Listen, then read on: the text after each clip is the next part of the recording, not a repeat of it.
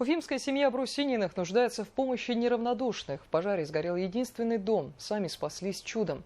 Клич о помощи они бросили в социальных сетях. У семьи, которая в скором времени станет многодетной, не осталось даже одежды. Подробности далее. Полыхало как спичка все. В момент это все разгорелось очень-очень-очень быстро. Вся семья Евгения Брусинина, супруга, двое маленьких детей, его мама в момент пожара находились дома. Первым о задымлении сообщил сосед. Большая часть домочадцев была на втором этаже. До приезда пожарных мужчина пытался потушить пламя самостоятельно. Получил ожоги. О том, что стало причиной пожара, нет даже предположений. Проводка была новая, и 2 года. Все опечатано. Приходили, проверяли, пломбы поставили на счетчики, электрики посмотрели. Все было хорошо. Извещателя не было? Нет. Сейчас радуются, что смогли спастись сами. Покидали дом быстро, как могли. Это при том, что Екатерина Брусинина на 7-м месяце беременности. Полностью сгорела и хозяйственная часть жилья. Там Евгений хранил инвентарь пасечника и урожай меда. Пчеловодство – дополнительный доход для большой семьи.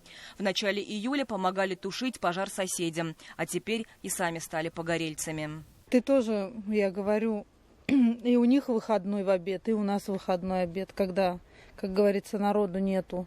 Тут очень много сейчас вот пожаров произошло, и ниже нас тоже. Очень все как-то это тяжело и странно. Часть дома застрахована, она в ипотеке. Совсем недавно Брусинины выкупили ее у прежнего жильца, а в другой части сделали ремонт. Очень надеемся на страховку, потому что мы не знали, что так получится-то. Без нее что мы сделаем? Вот. Пострадал даже пес Арчи. Он спал в той зоне, где началось возгорание. Ветеринар говорит, что питомец поправится.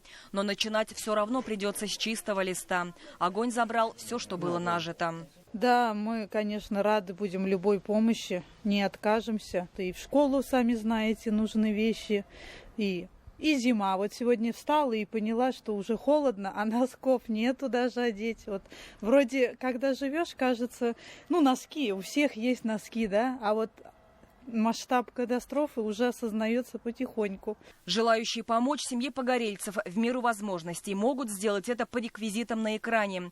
Указан также мобильный для связи с Брусининами. Семья, которая в скором времени станет многодетной, не отчаивается. Верит, что на пепелище смогут возвести новый дом.